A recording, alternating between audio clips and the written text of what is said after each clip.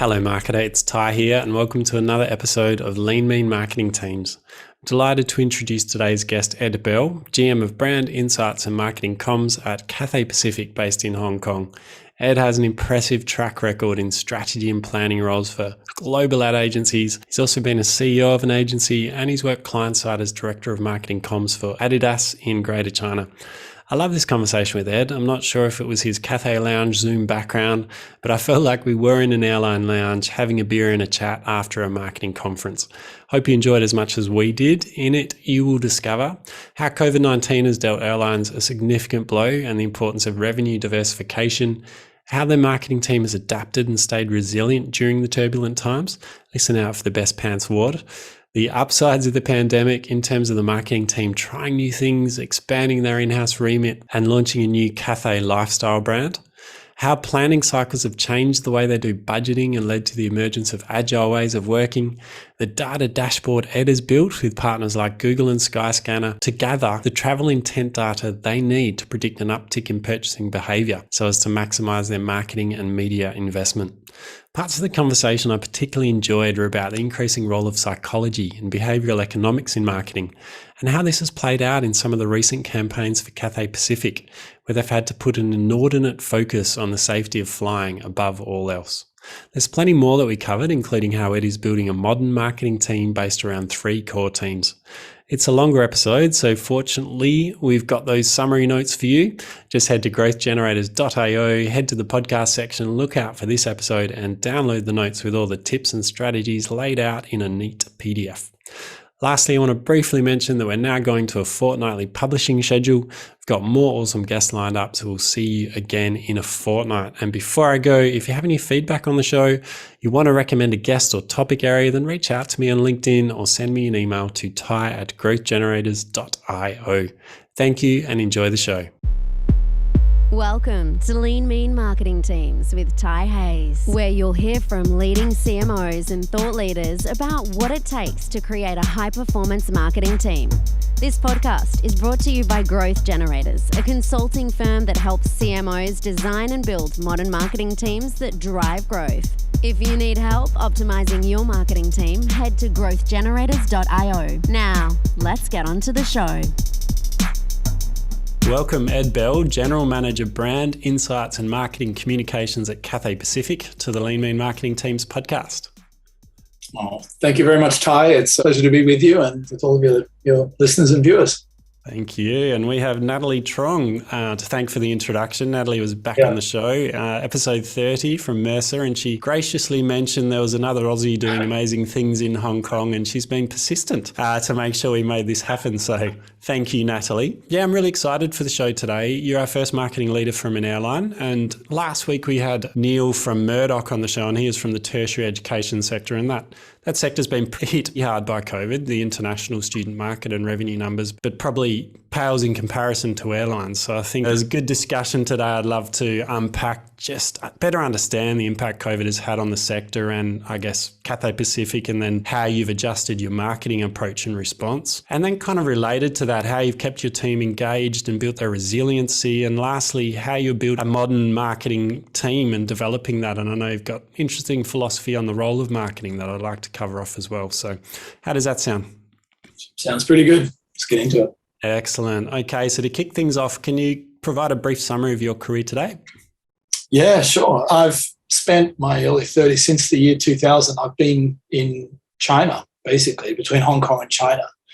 Now, how I got there is a bit of a circuitous route. My career started in agencies, and I did psychology at university. I thought I was going to become an academic. I found that was too boring. I missed the exchange. I discovered strategy planning and advertising agencies, a really fantastic balance of knowledge, but also the call for origination and creative thinking. I kind of found my place. Like sometimes suddenly you find yourself in the right place. And so my career really took off when I got in those strategy roles. And then that brought me to Hong Kong with Ogilvy and WPP. And then they transferred me to Beijing 2004. And that was in the lead up to the Beijing Olympics, which was one hell of a ride, because China was like tidying house like you've never seen. I mean, there's new buildings went up, and It was just a hell of a ride. And then I went to Adidas, or I was head of marketing at Adidas. I missed the agency life. I came back to the agency life. I did tons of work for Motorola, launched the Razr phone, if you remember that clam phone. Yeah, it's still the world's 5th biggest ever selling phone, I think, still today. Yeah, anyway, that was a blast. And yeah, mostly in agency roles, strategy planning, working for all kinds of companies, multinationals, some local Chinese companies, which was quite fascinating. After many years of being a strategy lead, I was approached to be a CEO for the American agency FCB, which is a part of the IPG group. So I was running their Greater China office out of Shanghai. And I was happily doing that. And then Cathay Pacific approached me to be the head of marketing for the global operation. And I always loved Cathay. It's just something about it. It's just got this magic, and I just leapt at it. So I've been at Cathay for the last 4 years. And it's kind of, so Sydney, Hong Kong, through China, back to Hong Kong. Yeah. Done a few air miles yourself. And interesting background. Firstly, what benefit or advantage do you think studying psychology gave you in marketing? It's a really interesting question, because from one level, it probably seems like a bit of a tangent, but I think it's a really great foundation for people in marketing, actually. I think a lot of people come into marketing through business studies, and you understand that it's a lot about product efficiencies and the financial side, which is all very important. I think what makes marketing really powerful is it's the window to the customer. I think marketing is really about the exchange between a product and service and what customers really want. So I think people with a psychology background are coming in from an understanding of human behavior and human motivation. And that, I think, gives you a tremendous understanding about learning, about memory. Anyway, so that was one thing I got out of it. But the other thing I got out of it, which I had no idea was going to be so useful to me, was statistics, because the psychology degree I did was a behavioural sciences. It was a science degree. So it was a lot about conduct a lot of experiments, and you had to design your statistical thing, which was really hard work at the time. But since then, I've just relied on it so many times to be able to dissect consumer research and have a more than a passing understanding of what it is, how it's good and how it's not good. That was one thing. And the other thing that was great about it, which I probably relied on most, was just the clear, logical, efficient writing style that you get from doing scientific writing, which is take the hyperbole out, you take the emotion out, just be as efficient as you can about what exactly are you trying to say. To be a good writer of those reports, you have to kind of be very kind of logical. And it's helped me a lot in strategy planning to really clarify what you're trying to say in a most efficient way. Yeah. Cut out the fluff because nobody wants to hear the fluff. Yeah.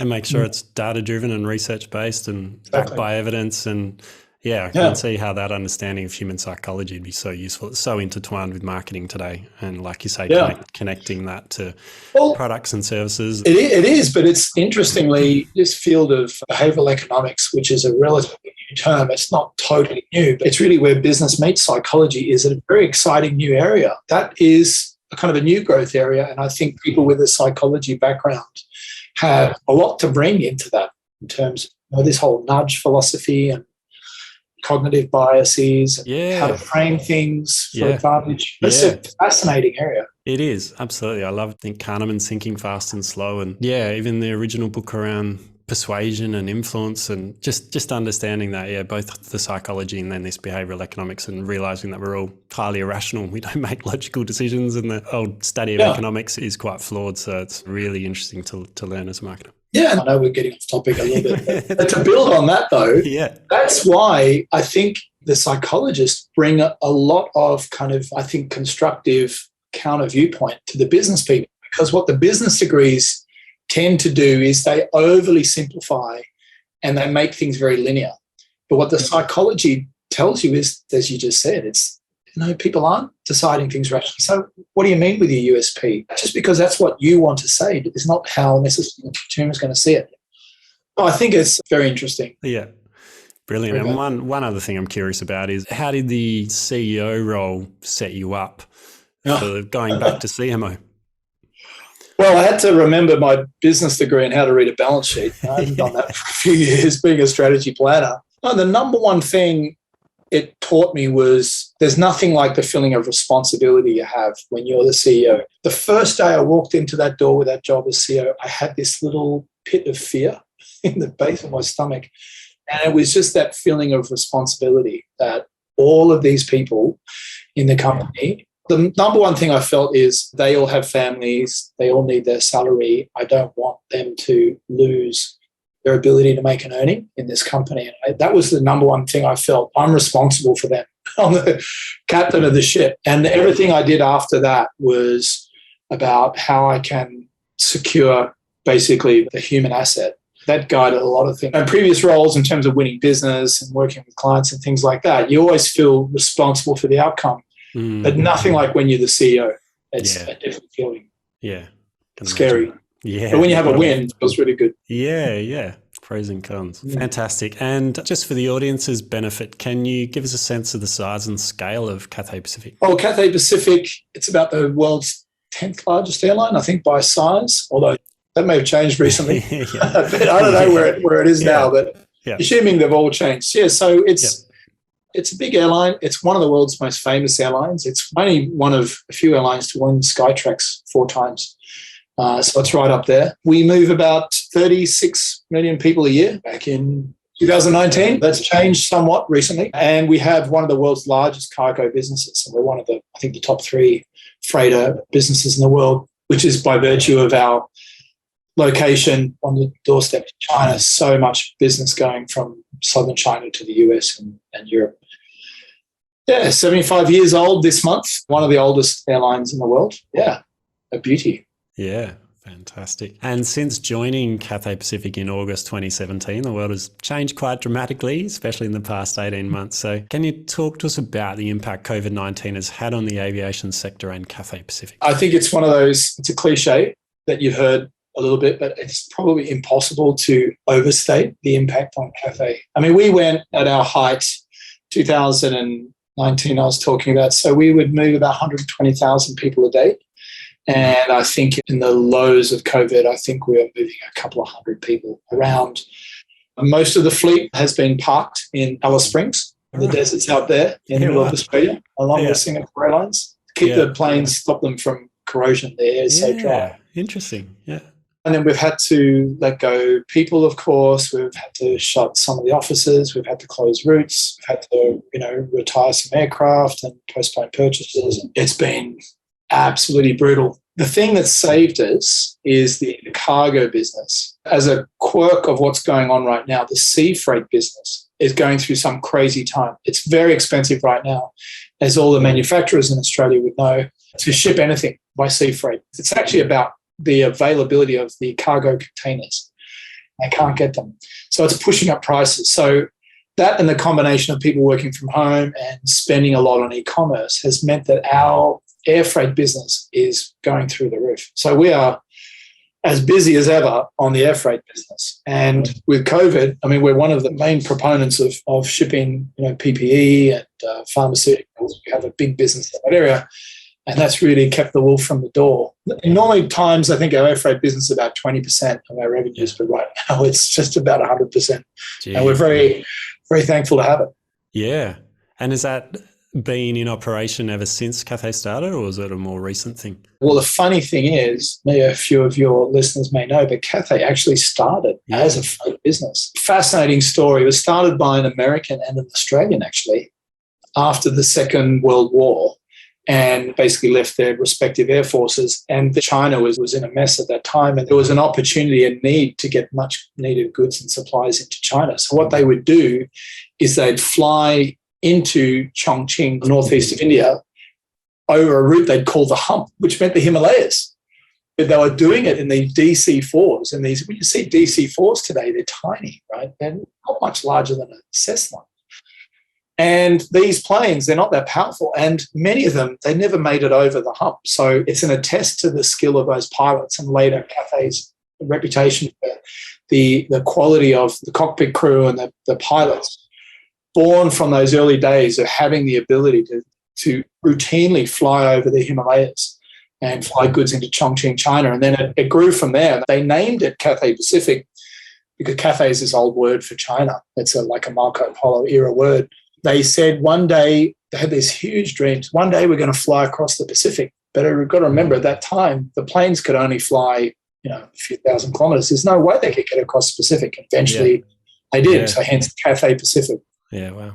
Beautiful. Power of a strong vision. Yeah, it is. It's like an Asian story, Asian growth story. Yeah, and it's great that they've had those two different product or service lines, and you've got some risk diversification there, and it's kept Cathay going strong, which is good. So then down into the impact on the team, how's it changed the focus on your role and the focus of your team? A few ways. We spent quite a bit of time working from home. I think we just felt like we had our budgets cut, of course, because we're losing over $1 billion Hong Kong dollars for a long time now. That's come down recently. It was pretty scary. So we had to cut back all of the spending. The team were often working from home for long periods. And one of the things that we did is that we felt like we needed to support the brand, and we still needed to do marketing. But actually what we ended up doing is some of the most successful things we did were actually shot from team members from their iPhones.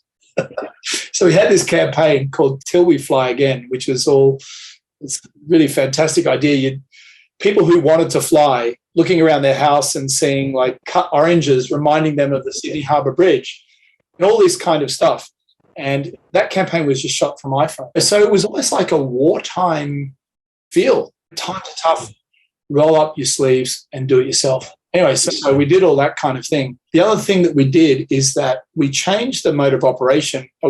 Apart from talking about Till We Fly Again and these kind of emotional themes, we had to spend so much time getting into things that we'd never really spoken about with customers. That's basically all of the safety, all of the hygiene, the way the food is prepared. Because of the fear of COVID, we launched a whole new brand, Cathay Care, which is how we take care of people, how if your flight has to get rescheduled, then we can do that without cost to you. We had to build a whole new kind of bunch of products and do it ourselves. And one of the internal teams, which used to just manage the magazine, we refashioned them into an internal agency because we couldn't afford to pay our agency. We had no money. But we got our guys who were saying, okay, so you used to do this kind of the in-flight magazine. Can we do some ads?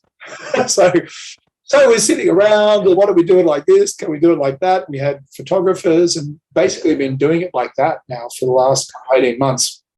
A couple of briefs have gone to our agency that we couldn't handle in-house, but it's really been assume nothing and do it with our own two hands kind of a model. The tough times call for tough strategies, and that's what it was. I think the other thing that I think with the team, though, I always feel like the most important assets that any company has, I think it's number one, it's the customers. I think it's the customer base. And of course, your brand is strictly speaking your asset, but the most important thing, I think, are the customers. I think the second most important thing are the staff.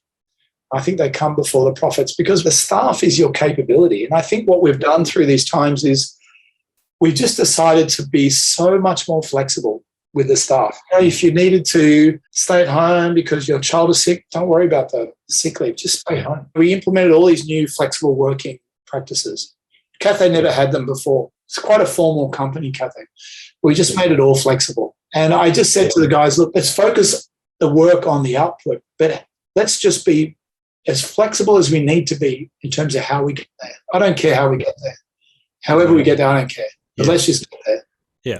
Yeah, I love that. I think it was a Richard Branson quote for something like, if you take care of your employees, I'll take care of your customers. But yeah, giving them the flexibility and that care is, so important, especially during such tough times. They need that, especially if they're home with kids and schooling and doing all those things. And I think also sometimes it just shows you what a team can do and what they're capable of, and probably what they might have had an internal burning to do, right? If you've got an internal creative production team, sometimes they get a bit jealous of what all the fun stuff the agencies get to do. And then they might think, well, I could do a bit of that, but they might not have been given permission, or they feel that's too big a challenge. But once you give them the challenge to go and do it, they often amaze themselves and deliver great work.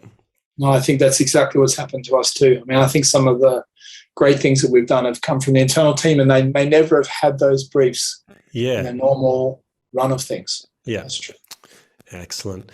And I imagine it changed the kind of insights you might have been looking for from your insights team, given you've got that kind of scientific background and that focus on data. What did the insights team start looking at? One of the things that we've done is we worked with our data part, Google, Trip, Skyscanner, all these, Kayak, and we built a data dashboard to try and give us like an early warning sign of when customer travel intent may come back. I think for a lot of marketing teams now, if you think about what your job is, the job to be done is how you can recover best. I think the timing of that is critical. Money's so tight, you can't afford to waste it in terms of market, but also the timing. If you go too late, you may be leaving money on the table, right? Market share loss. If you go too early, you may burn your resource. You don't want to be advertising before people are ready to buy if there's still travel bans. So we've tried to create this kind of ready, set, go capability through this travel intent.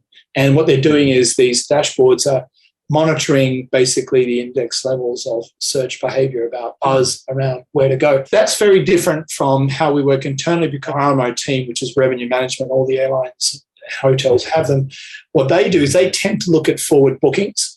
But what we're seeing that we can do is we can look at the signal before the booking, because we don't want to miss any market share. So that's one thing that we've done. We built this new data dashboard.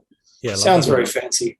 Yeah, looking at those lead indicators. Yeah. And then the other thing that we've done is that I just alluded to it. We've just like never before have looked into the bottom of the Maslow pyramid. I think all marketers, you tend to kind of focus on the benefits and the self-actualization, the identity benefits, and that's really where the long-term kind of demand comes from. But right now, what's happened is the whole Maslow thing's upside down. And a lot of really what's driving people now is which airline is the safest one to fly with? Am I going to get COVID when I fly? For the first time in our airline's history, we've been talking about the HEPA air filter. Still, a lot of people don't even know about that kind of like intuitive mind.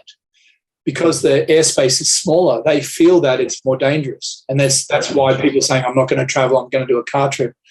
Actually, I mean, there's probably no airspace safer than being in an airline because of these HEPA filters. It's the same filters that they put in the surgical operating theatres. An interesting data point I heard last week to just show you how safe it is. And people don't realise this. Our air crew have been, our cabin crew, right, have been tested 77,000 times since the beginning of the pandemic for COVID, right? 77,000 times. Have a guess at how many positive cases that have been returned by our air crew. Oh, less than 100. Zero. Wow. Zero. Yeah. And that's because the air, those filters, they filter out the viruses. And of course, they're wearing masks and they're being careful. But in other words, the average person has no concept of this. And we're seeing it in our research, in asking different questions and asking this ready-to-fly kind of questionnaire. What we can see is that the number one barrier to return to travel is actually fear of contracting COVID in the airplane. Actually, that's really should not be the major concern at all. I mean, I understand maybe contracting COVID from your family or contracting COVID from taking your mask off when you get to your destination. Those are real fears, or maybe having your flight scheduled or something, but not catching COVID in the airplane. So actually the number one barrier we have realized is actually a total fallacy. We need to understand what's standing in the way of people getting back to travel, and then we can adjust our content, which is what we've been doing. So if you go to cathaypacific.com, you'll see a whole section on COVID, and we've got graphics and we're explaining all this stuff, how it works. Never had to do that before. Yeah. Fascinating insight, and goes to the heart of that importance of customer research and meeting them where they are. And just getting you out of the mindset of what you think people's issues are. And then when you actually really ask them, well, really? Yeah. Those are the things standing in the way. Hang on, stop everything.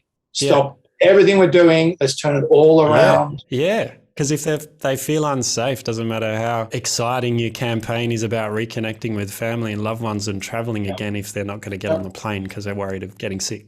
Yeah. Exactly. People will just do it later. They'll just say, oh, yeah, I want to see them, but I'm not going to take the risk to travel. Brilliant. Yeah. So that's then had an impact on some of the campaigns you've been doing. And I noticed you actually did one to help boost vaccination rates in Hong Kong. How was that received? It's gone down quite well, actually. It's a complicated thing. When we started, the situation was that there just wasn't an urgency to be vaccinated because you weren't having travel offers. So originally, the main reason perhaps for people to get the vaccine in a place like Hong Kong where there were not high levels of the virus is, well, I need the vaccine to get to another place. So our vaccine campaign did is it said, arm up to fly again. That's the thing that we all need to do. And then what we've done is we've then followed that up with an incentive campaign that if you do get vaccinated, you can win all these Asia miles, 20 million Asia miles, and you can win your own plane for a day. So we've had almost 200,000 entries into that, which is great.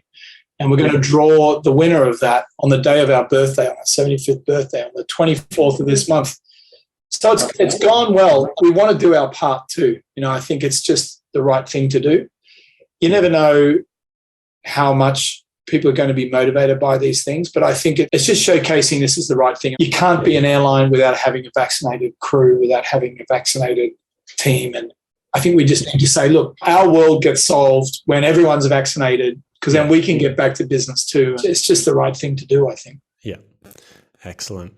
And we touched a bit on it before around changes that it's made to people working, obviously with more remote and hybrid work and flexibility in that. But has it changed your planning cycles given the constant VUCA that you're operating in today? Totally. We've actually changed the way we do the budget planning. We used to do these annual budget plans.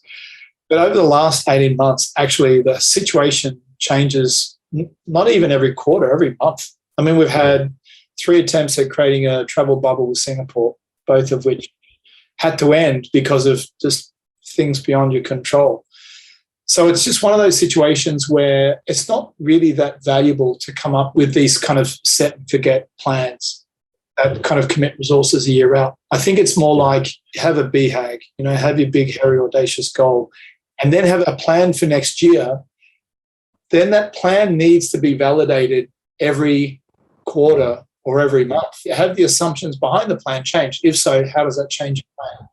And that's how it's changed the way that we're operating. This agility concept, agile teams, we've all taken from basically startups in the tech sector. I think in an unintended way, that's really the mental model now for how to work in this COVID era. For tech sector, it was so you could adapt yourself to the changing environment so you could grow faster. I think for a lot of companies, it's not just about growing faster. It's just about making sure that your strategies are right for the environment that's changing. So I think we're adopting agile teams across the board now, and we're changing our whole company structure.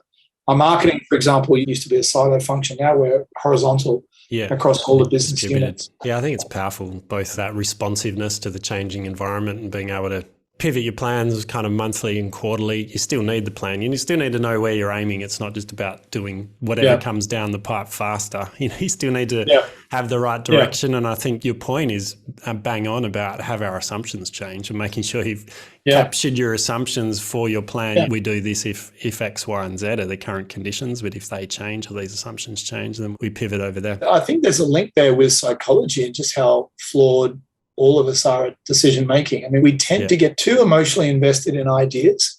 And then when circumstances change, we're not prepared to say that the strategy is no longer valid because we're so invested in the outcome. We actually tend to ignore the evidence of change. I think that's where companies veer off. They lose touch with the market. I think that agile concept is about, as ever, right? Just you have to listen more than you speak. And I think that's the job of marketing. I think marketing maybe gets associated with marketing comms and kind of advertising and output. But I actually think the number one job of marketing is really to be the best listener in the company to what customers are saying.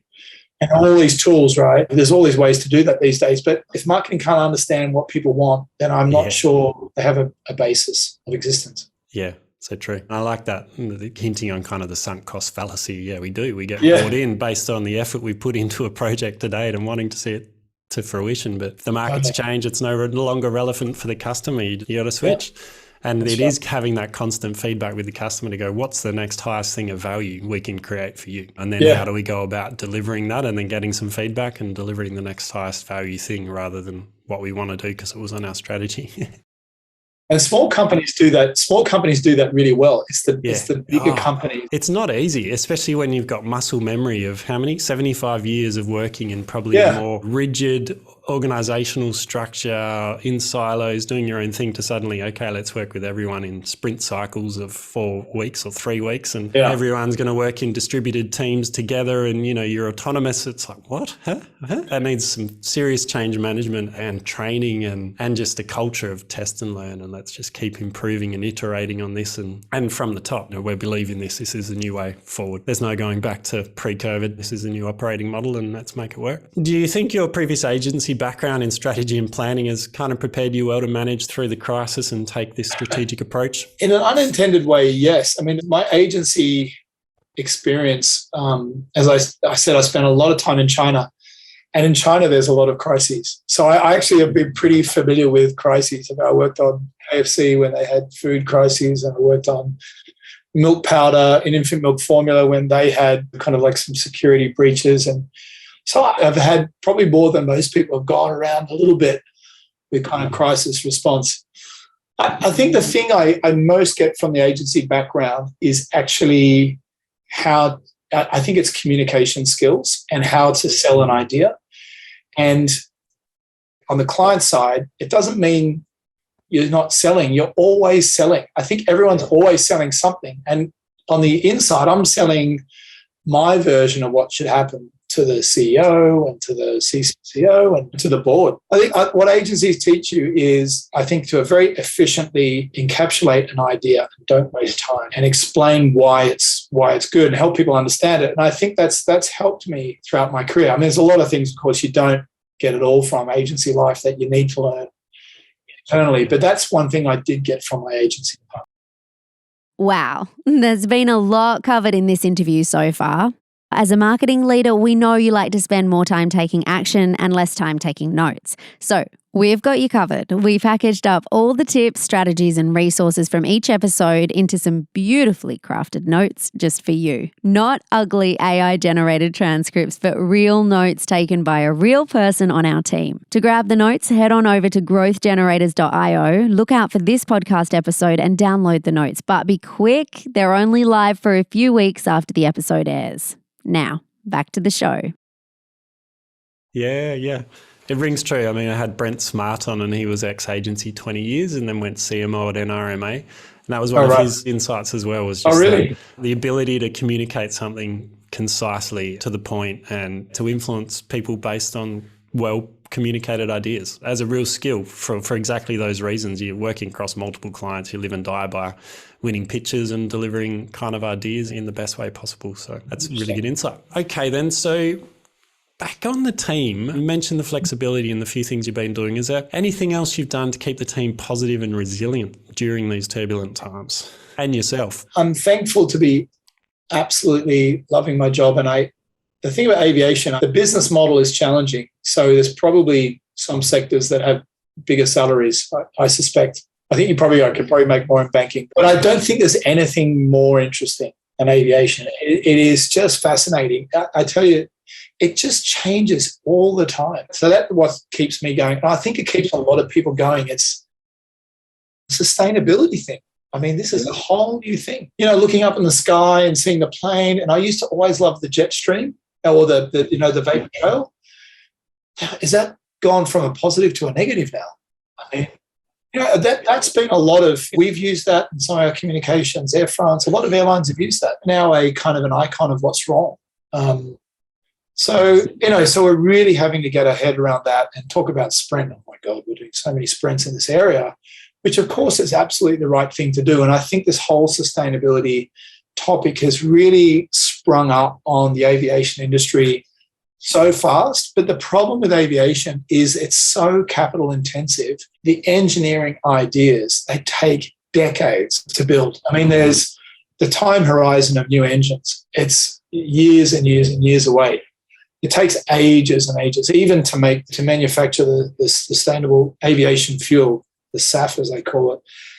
I mean, we're doing that already, and we're actually bringing it into Hong Kong. Cathay is actually a part owner of a pretty exciting company in the US and in China that does this. But to get the volumes to where they need to be, it's just going to take some time. Anyway, so that is a fascinating space in that area. And as ever, I think there's the new ideas in comfort and what people really want when they're in the aircraft.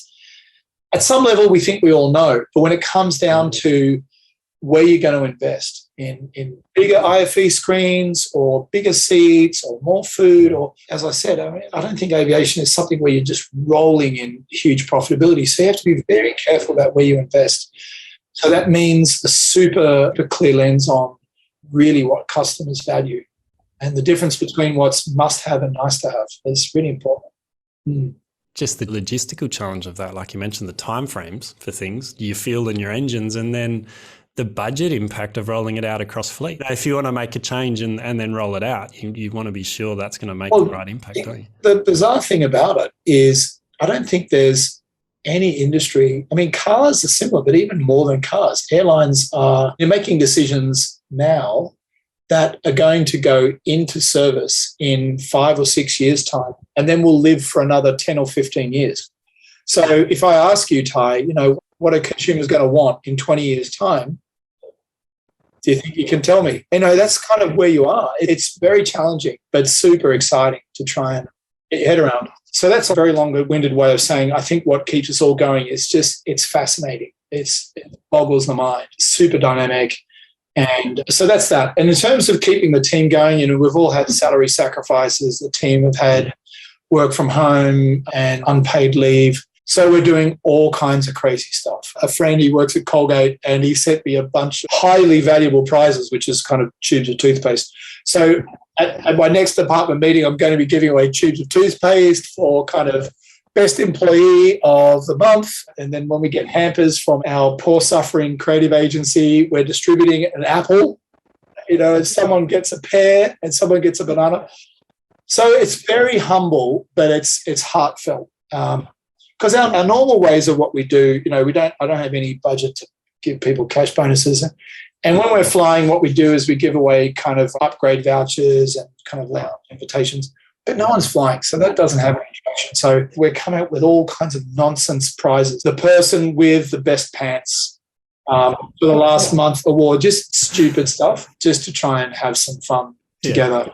I like that. Humour and fun in the workplace, especially during these times, is critical, isn't it? It can't be underestimated impact that can have. Last two questions on kind of, where you're at and where you're going. What have been the most positive things to come from the pandemic, do you think? And lastly, is there sunshine on the horizon regarding travel? Well, there's always got to be sunshine on the horizon. Just a matter of when, right? When the horizon is. So maybe I'll start with that one first. The latest thinking, I mean, mind you, I'm always, my fault, I'm too optimistic.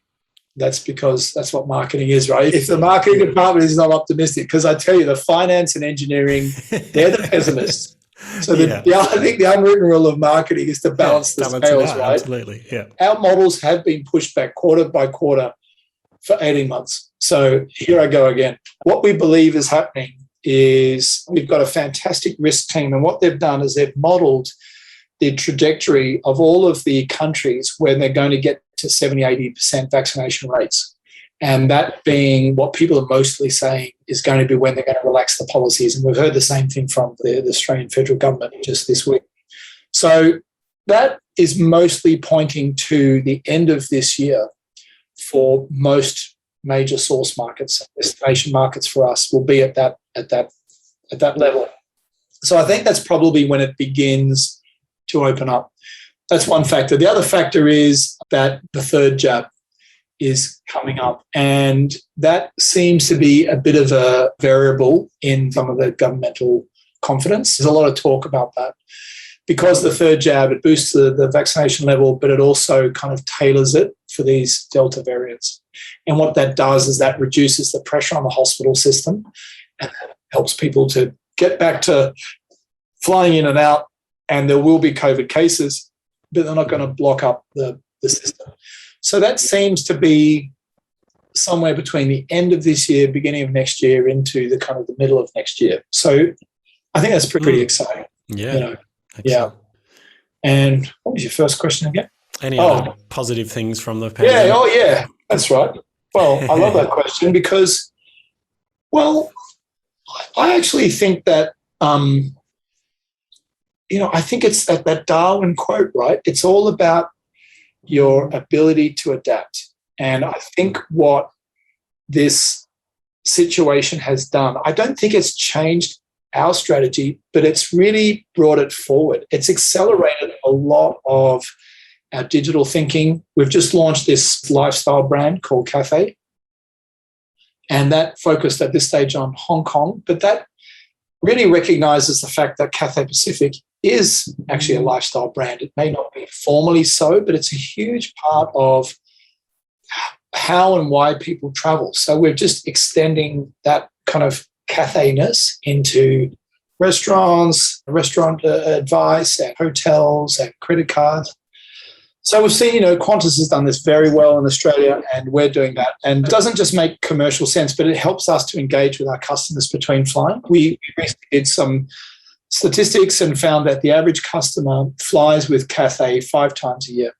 So we're a great service brand, no doubt, but a great service brand would want to be of service to your customers between those 2.5-month intervals. So I think this provides a way how we can inspire and enable a premium travel lifestyle. That strategy, we've had that for the last few years, but this COVID period, it accelerated that. So that's brilliant. And I think the last thing, do you remember that campaign? It was Under Armour, which has kind of lost a bit of their strength, no pun intended, but they had that fantastic campaign with Michael Phelps. It had that line in it. It's what you do in the dark that kind of puts you into the light. I love that thought. I think it's so true. And I found myself, maybe I was rationalizing our troubles to my staff or to the agency, but I think that all companies need a down cycle, because without the down cycle, you don't have the case for change and you don't have that impetus to reform. And there's nothing, I think, more kind of comatosing than kind of okay performance, because you don't have the urgency for action. And you also, as you were saying before, you have that kind of logic, well, this is what's been working for us, so don't change it. And I think, what happens for human beings and companies, you do tend to operate in episodes or sets of tennis, as I like to say. You have a set of tennis, whatever happened, you get to that end of that set, and then that doesn't mean the next set is going to go like the last set. You have to be prepared to change your model. And I think what this has done is it said direct business, direct to consumer, more important than ever before. So we've accelerated that. All of our data models totally accelerated. We've brought forward this Cathay lifestyle business. And it just, I think the importance of our staff, the importance of our customer relationship, and to also get our hands around that.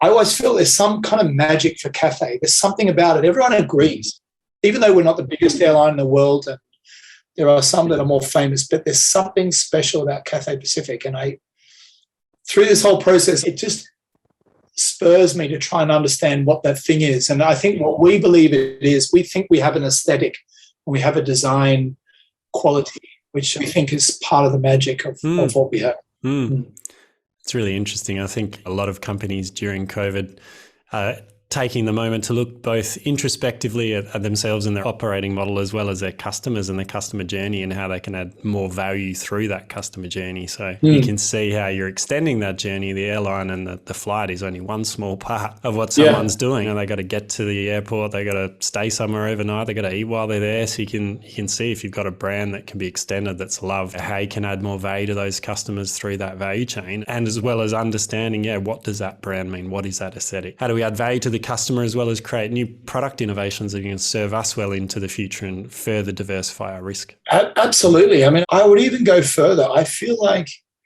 if you look at the companies that are doing really well these last 10 years, they are companies that are not rigidly defined by a category. They have a brand that's more horizontal than ever. So this concept of horizontality and a more flexible customer permission to operate in other areas, I think that's what we're seeing. So if you think about Apple as a computer company that then made kind of a music playing device, then made phones, now is something you can watch every night. It's now a service company. Amazon, that was a book company, that's also now a daily service company. And so I think there's this concept of horizontality that I think it challenges the notion of where the boundaries of your brand exist. You see this in cars a lot. I think it's fascinating. Car brands used to be defined by the kind of car they made. The form factor is now totally blown out. Everyone makes small cars. Everyone makes SUVs. So you don't have that anymore. What you have is something much more esoteric, something much more kind of abstract as your thing. So even Lamborghini is maybe a sense of excitement. But they can apply that to so many form factors. So if we say for Cathay, are we an airline? No, we say, I don't think you can be limited by that definition. That's a category functional definition. You have to say what you are is that you're a way of life. You are a kind of a lifestyle that's inspired or enabled by travel. And then that, once you define like that, then it gets you into it does get you into apparel. Do we have a connection there? Does it, as I said, does it get you into kind of experiences with food, location experiences? Because those things you wouldn't have through travel, and the travel mindset, it changes your appetite and what you want.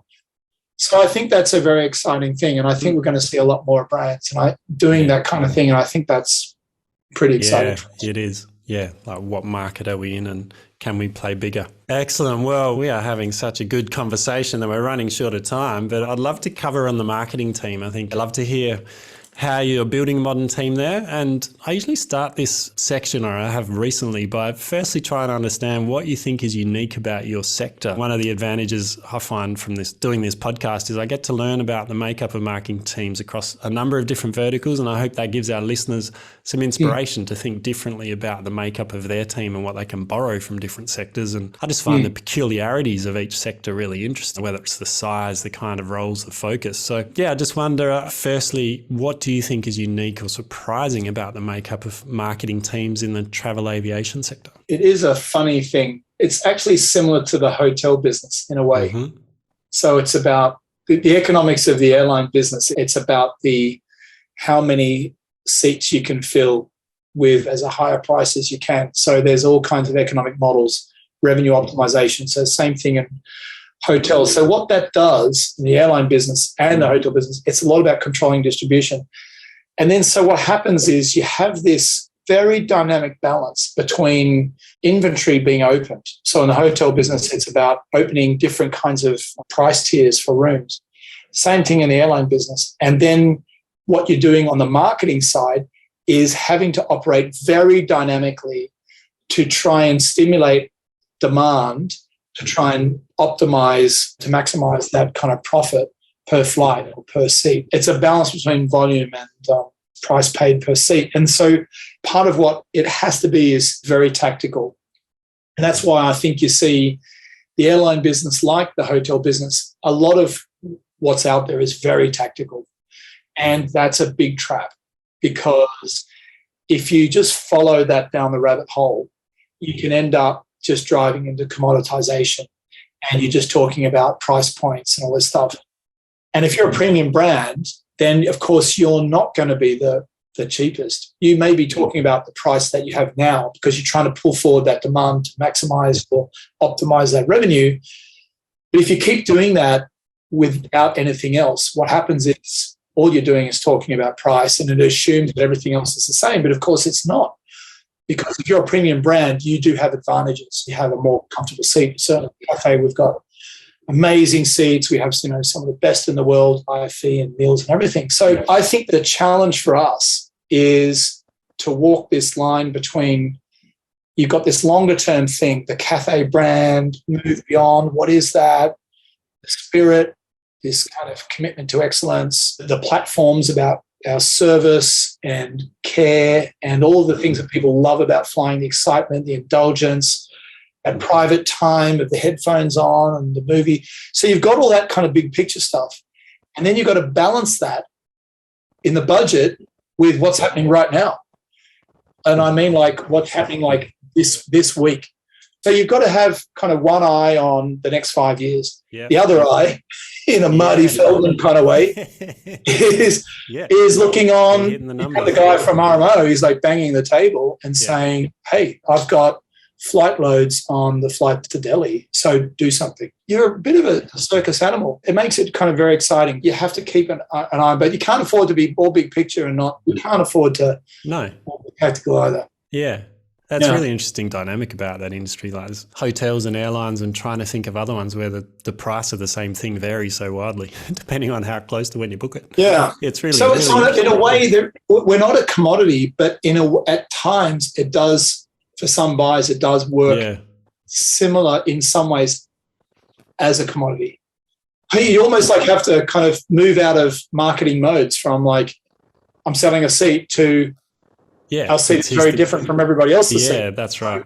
You raise a good point around the risk. If you're just playing in that bottom of the funnel kind of sales activation, then the risk of brand erosion as a lower quality product, and also just training buyers to wait for the sales. Like what's happening in a lot of e-commerce where they just wait for the sales, the email, here's the sales drop, I'll buy it at that price. Thank you very much. We used to have this thing, it was called fanfares. Every Tuesday, the sales team would issue a kind of like here's the cheap list. I mean, people would just wait until they came out, and they'd get lucky if their destination was on the list. And if not, then they'd have to go and buy a normal ticket. Why do you want to kind of advertise in advance when you're going to be going on specials? Surely that's going to be diluting your revenue. Excellent. Okay, well then, getting down into the team then, I'd be interested to see how that plays out in the team, whether you have kind of the branding team and then the team more. Yeah. So as you'd expect, so with what I said, so we do have basically a team that's the brand marketing team. That's taking care of the brand. We have another team that does basically what we call choose comms, which is in the middle. Brand's the top of the sandwich, top bun. The meat is the choose comms, which is like product-based things. And then at the bottom, we have basically a performance marketing team, which is all about conversion. And we basically have these three teams. And we distribute the budget across the teams, and the teams all work together, but they really have different objectives. Yeah, so they'd all have different KPIs based on their role in the customer journey or the funnel. Fantastic. And roughly how large is the team? Well, it just got a little bigger because we've changed our structure. So we have 80 in Hong Kong and another 30 around the world, regional marketing team. So it adds up to about 115, 120. Awesome. How does it work between the Hong Kong team and the other regional teams? How do you coordinate that? Yeah, so we have a concept where the Hong Kong head office team, we set the strategy. We work on the strategy. We get strategy feedback from the regions. And then what the regions do is that they localize that strategy for their markets. You know, they change things as they need to. But they're also feeding back things that are unique to their market, and they do unique things when we get our budgets. But in theory, they will do things that are unique to their market. So there's things in the States, for example, the college break or kind of the summer break or the winter season that's unique to that market. There's no point in us trying to cover that from head office. So we just try and set the kind of the strategy, provide the major assets, and then they kind of fill in the rest in the local markets. It used to be much more command control from head office, but now we like to see it as more kind of growth in partnership. Yeah, I like that. And it rings true to the conversation with Natalie Trong around their partnership with the head office and what they get to do locally. And they also have a really good feedback loop back into head office to make sure that if there's particular messages that might resonate more in that market or any kind of feedback they're getting, make sure that goes back to head office as an input as well. I should probably check with them that that's how they see it. The regional teams, right? It's always a challenge, you know. I hope that's what they would say. I mean, you do your best. Yeah. And how's it changed over the past 12 to 18 months? Obviously, through COVID, I'm sure the team's downsized a bit, but any other significant changes in the team during that time? Yeah, it has. I mean, just taking the budget away has meant that our regional teams have not had kind of much to do, and we haven't been able to buy media. So they've been really just kind of keeping the lights on and then publishing our content to our kind of free media channels, our own kind of owned media. And they're doing that, and then they're doing some kind of cultural activation in their local markets. But it's very tough for them, and you just appreciate all the help and support you get from those guys. I just think, when you're not in head office, you don't necessarily hear everything. You're never getting the full picture. It's very difficult. And then I think probably the anxiety goes up a bit. I think we've been very lucky. I think they've been very mature and understanding and just talking about there is light at the end of the tunnel and making the most of the things that we have along the way. And two other questions for curiosity with the structure. Where or how does CX fit, as well as where does digital and data live? Yeah, so customer experience is not under me in the marketing department. In our company, we've actually split customer experience into now two parts. So there's a physical experience, which is the plane interior, the lounge, all of the hard product, if you like, the IFE, seatback, entertainment. And then we've pulled out basically the digital experience. And we've done that particularly because of launching our lifestyle brand, which is effectively an e-commerce brand. And then to understand the digital experience is so critical to that. So that's now kind of two divisions. So customer experience in two different, like a physical and a digital, if you like. Neither of which report to me, which is a pity because I love those areas. But I do get a big involvement because I'm head of brand as well. So I'm always very much involved in how our brand is projected through those two realms. It's a critical touch point. Yeah. And the data piece, is that just in your performance marketing or is that a separate unit? Or? In our company, we have performance marketing is under me and we're the major user. What we've done is that we have a data team, and the data team, they're the ones who administer the tech stack. We have a relationship with Salesforce and Adobe and Dara and all these guys. So those contracts and all those supply relationships is managed by our data center. But the strategy on how we use it is under me because I'm responsible for customer acquisition. I'm responsible for the whole funnel. So using data to bring people in, to model the offers, to attract people, do the lookalikes, and then migrate them down the funnel, if that's whatever happens. That's what we think happens. And then even doing the remarketing has changed, I guess, for third-party cookie situation, but then we are able to do some of that when people come to our site. So we're probably the major user of the customer data. And any key capabilities you've been building in the past 12 to 18 months or that you will be building going forward? Well, two things. The number one thing I would say, it is the performance marketing aspect. I hate that term performance marketing because it suggests that everything else isn't performance. But I mean, the only purpose of having marketing is to achieve something, is to have some kind of growth performance. So performance marketing is a term I think that was it was produced by technology companies to try and reposition other kind of marketing as non-performing marketing, which is ridiculous because really I think that the proper measurement through media mix modeling and other attribution shows actually that the other kind of marketing is actually more higher performing than performance marketing. But performance marketing definitely has its role to play at the middle and the bottom of the funnel, particularly with chasing people who bounce off your webpage around the internet and keep remarketing to them. It does that really well, but it's not the best way to acquire customers. I think that's pretty much well known now. Performance marketing, whatever we call that, I think I would call that automated marketing. It's really automated media buying in actuality. So I think we previously had that all outsourced, and I think we felt like we had to bring that in because for airlines these days, I think the data security is really important, and we felt like we just had to know so much more about it. And so that's probably the thing that we've really built a lot on. And the other thing that I've been doing is spending a lot of time with the team on understanding the difference between efficiency and effectiveness and helping to educate my team on what marketing effectiveness actually is. And it's a lot more than just what Google tells you it is, because that's just 6 weeks.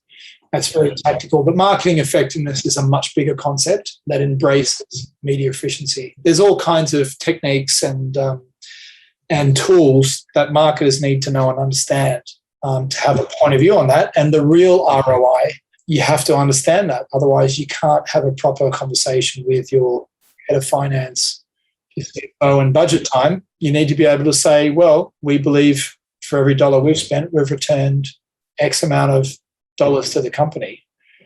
Unless you can say that, then, not on a secure ground. Yeah. So have you done a lot of kind of attribution modeling or econometric modeling and kind of balancing the long and the short of it? Not the economic modeling yet because we haven't, the last 18 months, we just haven't had the normal kind of data to put into the model. But that's definitely where we're going. But there's other things that you can do. We have a brand model that is validated to market share. So what we've done is we've used changes in the brand model to estimate what the contribution, the likely contribution to sales would be, just that it shows up through other channels.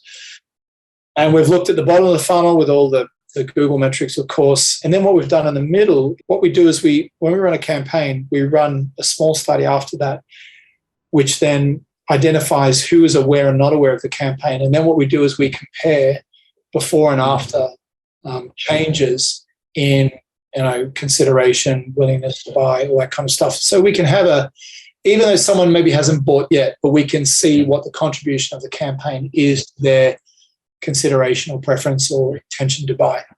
And I think so we can get a sense of what we've achieved, and then it all adds up to our ROI or our effectiveness number. Love that. Sounds sophisticated but important, and that those discussions around effectiveness versus efficiency and the long and the short of it are so critical. Yeah. It sounds great that you're educating the team on that. Well, Ed, we are out of time. Before we get to our Fast Five, the one last question. I think you would have so many different leadership lessons and principles that you could share based on our discussions today. But is there one thing you want to give our audience that has held you in good stead in terms of either a leadership principle or lesson or moment in your career that helped shape it? I think probably the thing that I feel like I've learned the most is to trust that Malcolm Gladwell blink thing. That, when you see something for the first time, in a nanosecond, you get a feeling about it.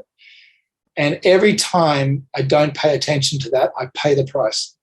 It's not that it necessarily always fails, because sometimes you catch it later. It's very rare that I see something and I'm concerned about it, and then maybe because of pressure of other people are inclined to go ahead with something. But then later, the reason for why I had that concern, it kind of is manifest some other way. So I've just learnt to listen to that and to not censor myself. That doesn't mean that I'll overrule everyone, but I just will find a way to ask questions about that thing that gets to the cause for whatever that feeling was. So it's just like a bit of a radar. I hear this from a lot of people, that gut instinct. It doesn't mean I'd always make decisions based on that, because that's ridiculous. But at least I want to ask questions based on it, so at least it gets looked at. Yeah. It's about trusting that intuition, isn't it? Knowing that as human beings, we have logic and we have feelings, and the feelings are there for a reason. Sometimes it is that feeling. You just know something is off, or this needs addressing, whether it's person and their performance, or their fit with the team, or a campaign, or whatever it is, you'll know. Well, I think because those feelings, I think we need to be more specific about it to give them credence. Because if you say it's a feeling, it sounds totally unfounded and ridiculous. Why are you paying attention to your feelings, not this analysis? Because that feeling is actually, it's an instinct. And that instinct, I believe, is the sum total of your previous learnings that you haven't yet processed. You haven't yet figured out how to articulate it, but it comes to you. What you feel first is danger. And I think that goes back to the lateralization in our brain. This goes back to the brain architecture, and the left brain now, it's actually not really creative and logical. That's an old-fashioned notion. But the lateralization of the brain, the left brain is actually much more pessimistic or much more kind of risk-averse. So what you feel first is the warning signs. And I think that's our nature. So I think what happens when something is presented, the first instinct you feel is where the danger is. And I think you just need to be aware of that. Later, you get excited. But maybe you don't have a danger, which is fine, in which case you just let it go, right? It's, this is great. But if something's jumping out, right, it's too complicated, I don't understand it, this feels familiar, you just got to pay attention to those signals, because you've learned them, and it's deep inside. They're not in the neocortex, it's not on the outside of the brain, it's deep down. It's in your instinct. Funny thing. Yeah, fascinating. Okay, well, it is now time for our Fast Five. Are you ready, Ed? Okay. Let's do it. So what do you believe are 3 essential capabilities or criteria of a high-performance marketing team? Trust, collaboration, agility. Beautiful. How would you describe your team's culture in one word? Hungry for budget, mutually supportive, and optimistic. Okay. More than one word, but I'll let you go on. Oh, sorry. I was stuck with the 3 from the last one. Yeah. Sorry, you said one word. Sorry. Oh, good. What is one metric that you've successfully used to track and measure team performance? The extent to which they share their work with their friends. I like that. Pride factor. Yeah, that's good. And what is one skill or capability you've learned recently you wish you'd developed sooner in your career? Financial modelling. Yeah. And what book or books have you read you found yourself recommending or you think our audience would gain value from? I think Raja Manaz, he's the CMO at MasterCard. I served with him on the WFA, the World Federation of Advertisers. He's the chairman.